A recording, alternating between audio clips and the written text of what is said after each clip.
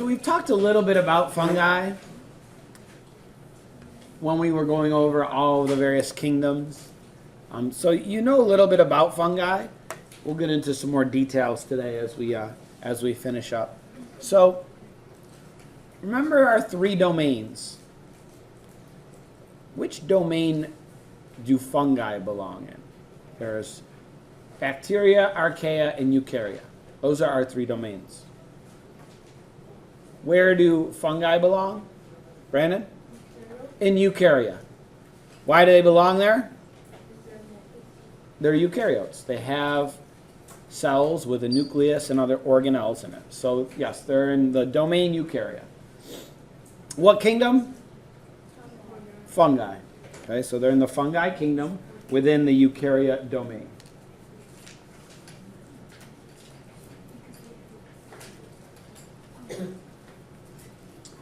So we went over some of this in our question of the day.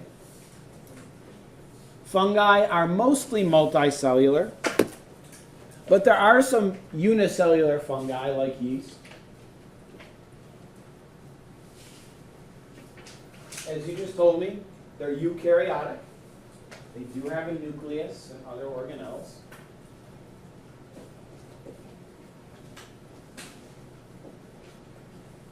Are they autotrophic or heterotroph? Heterotrophs. They're heterotrophs. They have what's called extracellular digestion. They digest their food on the outside of the cells and then absorb nutrients into the cell. Like plant cells and bacteria, they have a cell wall, but it's made of a different type of material. It's called chitin, C-H-I-T-I-N. It's the same material that like insect exoskeletons is made out of, but the cells of a fungi have that cell wall.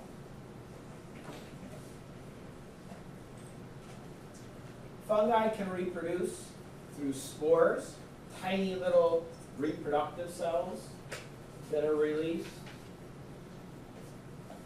They can also reproduce through budding, where a new organism starts to grow out of the existing organism. They can also reproduce sexually. Some examples of fungi. Oh, also they're decomposers, most of them, meaning they break down organic matter in the soil. So obviously a mushroom is an example of a fungus. That's probably the one you're most familiar with. But there's other things as well. Mold that would grow on bread, okay, or a piece of fruit or something. Or in a wet area, in a basement or something, mold is a type of fungus. Mildew, if you didn't clean your bathtub or shower, mildew would start to grow, like slimy stuff, that's a fungus. Yeast that we use in cooking and brewing is a type of fungi as well. There's mold, picture from Mr. Arcuri's bathroom, mildew, growing all over, that's a type of fungus. And this is what yeast look like, it's tiny little unicellular fungus. Zach? So like, will you get poison if you eat like plain yeast? No, actually there's like some foods are like based on yeast, like there's something they eat in Australia, I believe, called Vegemite. And that's, I think, some sort of yeast product. There's also something in the UK that's based in yeast, but I don't remember what it was. So no. So if we look at a fungus, this is obviously a mushroom. You know, a good example, has anyone ever eat portobello mushrooms at your house? You could buy them at the grocery store right there, main thing, and you could see that. What part of the mushroom are you eating usually? You know what that's called? It's called the cap of the mushroom. Or do you like look up there? So the cap of the mushroom is up here. underneath, if you think like a portobello mushroom, there are those like lines underneath in the bottom. Those are called the gills of the mushroom. And that's where spores are produced. Spores are tiny, tiny little cells that are reproductive cells.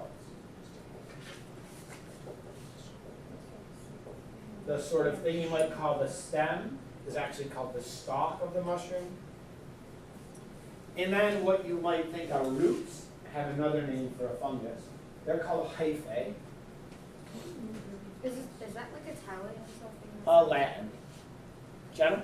Can they move really fast or something? No, they can grow, but not move. They don't move from place to place. So what do these things do? The cap, okay, top part, helps to protect the spores. Sometimes they're brightly colored. There's many types of mushrooms that are poisonous. Okay, often those are brightly colored. Some are deadly.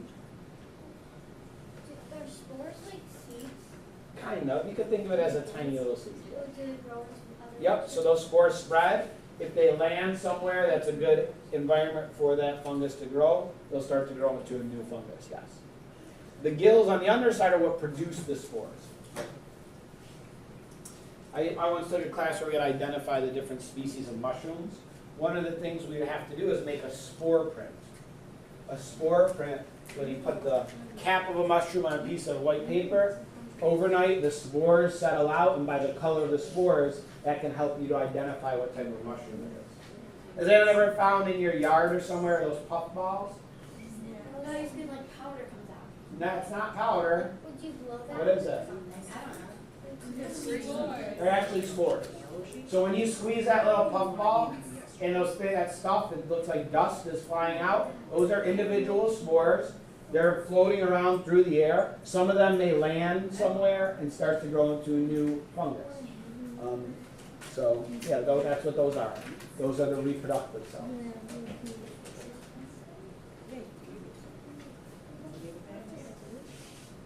The stalk basically just holds the cap up in the air. And then these hyphae, this is where the fungus produces enzymes to break down its food. And they absorb the food. So if you see, like, say, a mushroom was growing out of a log, the hyphae would be in the log. They would be secreting enzymes into this dead log, breaking down the wood and so forth. And then the fungus would be absorbing those nutrients through those hyphae, and that's what it's eating. I want to show you, I guess, let me show you this video.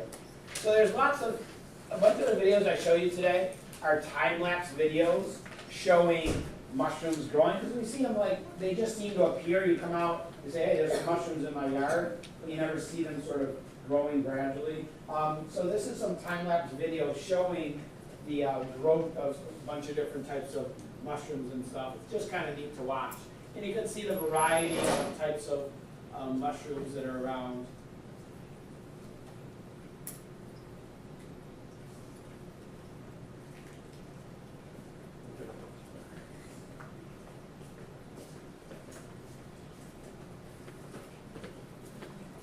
These mushrooms could be like emerging from spores in the ground or from That's really cool. hyphae that are already there.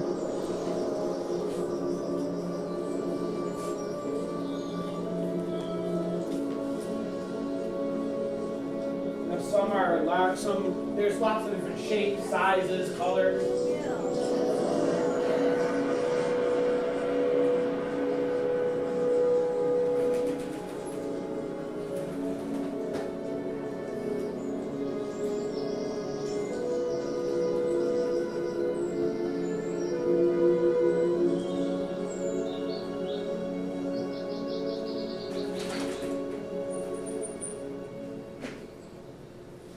From such aberrations as these come spores, the fungal equivalent of seeds. See that little stuff looks like smoke coming They're out? so small that they drift away like smoke. But the appearance of these spectacular constructions is brief. As soon as their spores have been shed, sometimes after only a few days, they collapse.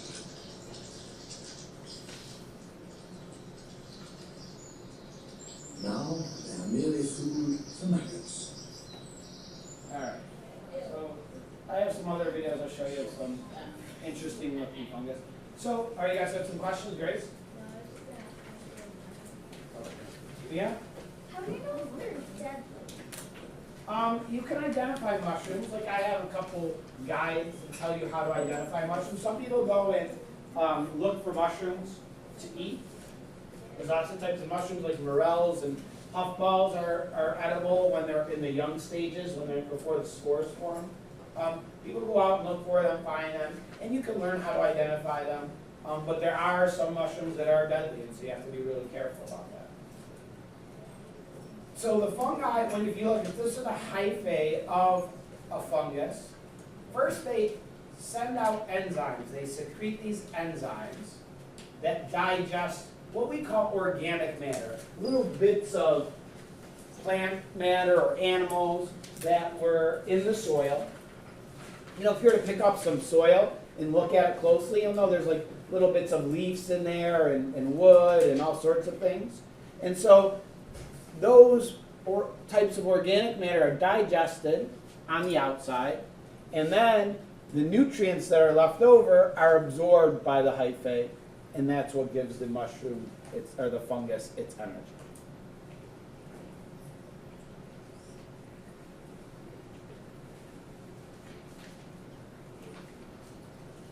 And here you see, this is the mushroom up here, and all of this hyphae, these are all the roots of that, or not the roots, the hyphae of that mushroom.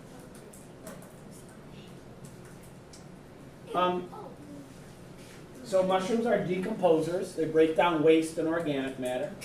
But there are some that are parasites that infect animals or people. Parasites an organism that feeds on or in another organism. And so some fungi are parasites. Things like athlete's foot. That's what this is. Athlete's foot is a fungus that grows usually on people's feet or here. You see it causes irritation of the skin. How do you get Itchy. So it's called athlete. You know why it's called athlete's foot?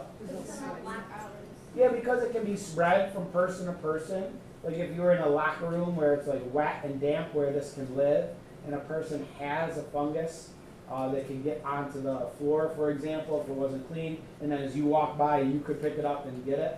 That's one way. There's also things like, yes, probably saw the commercials on TV for the toenail fungus. They have like medicines that can help to treat that. That's a fungus. Ringworm is a fungal infection that is a skin infection, can spread from person to person. Now this is an ant, and growing out of it are two fungi. This is a special type of fungus, cordyceps, that actually infects lots of insects, takes over their brain basically, causes them to crawl up to the tops of a branch, and then it kills them, grows out of their bodies, and then sends its spores to infect other insects. I'll show you this video, it's kind of interesting. Yeah, I really watched that.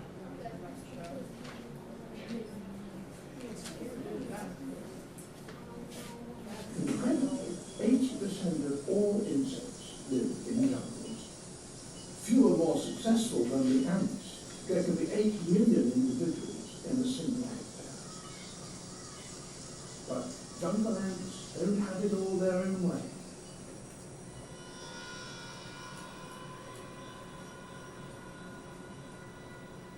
These bullet ants are showing some worrying symptoms. Spores from a parasitic fungus called cordyceps have infiltrated their bodies and their minds.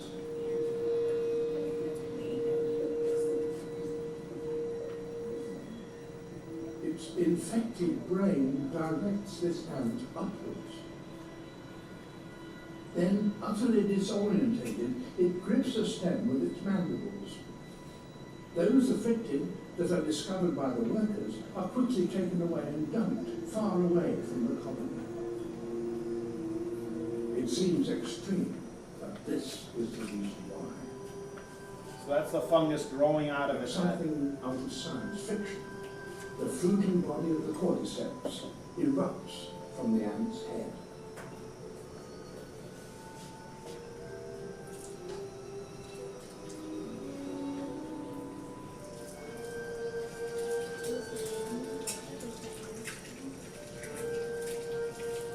It can take 3 weeks to grow. This is a time And when finished, the deadly spores will burst from its pit. Then any ant in the vicinity will be in serious risk of death. The fungus is so virulent it can wipe out whole colonies of ants. And it's not just ants that fall victim to this killer. There are literally thousands of different types of cordyceps fungi, and remarkably, each specializes on just one species.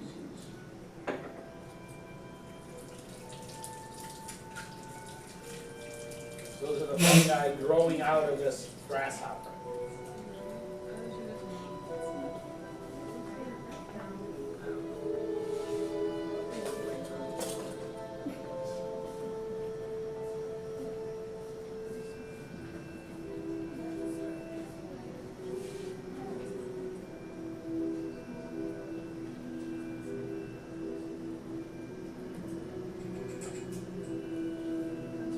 But these attacks do have a positive effect on the jungle's diversity, since parasites like these stop any one group of animal getting the upper hand. The more numerous a species becomes, the more likely it will be attacked by its nemesis, a cordyceps fungi. All right. So, hold on. Sorry, question. Bailey? So they make the ants, Bailey asked why do they make the ants go upward? That allows, alright guys, listen. Allows them to get high in like the tree, so when the spores erupt, they can spread out and affect others. Alright, last thing. So fungi have lots of uses to humans. One in that the first antibiotics, which means against life, antibiotic. These are chemicals that kill bacteria that we use to control bacterial infections. They were identified in fungi, okay, in mold. This type of mold fungus, Penicillium notatum, makes penicillin, which is an antibiotic you may have taken against strep throat, and this is where it was found. This is a petri dish. This stuff here is bacteria, and this is a piece of this penicillium mold growing on the petri dish. What do you notice around the mold? It's furry, but what about outside of it? Yeah, there's an area, it's called the zone of inhibition, where no bacteria are growing, because this mold is producing a substance that kills the bacteria. Scientists discovered it, and then identified what that substance was, and that's where we got our first antibiotics. Fungi are used in foods all the time. Blue cheese.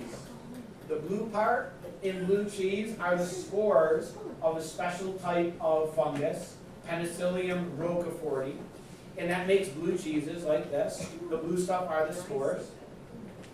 Also, yeast, as you know, is used in making bread, wine, beer.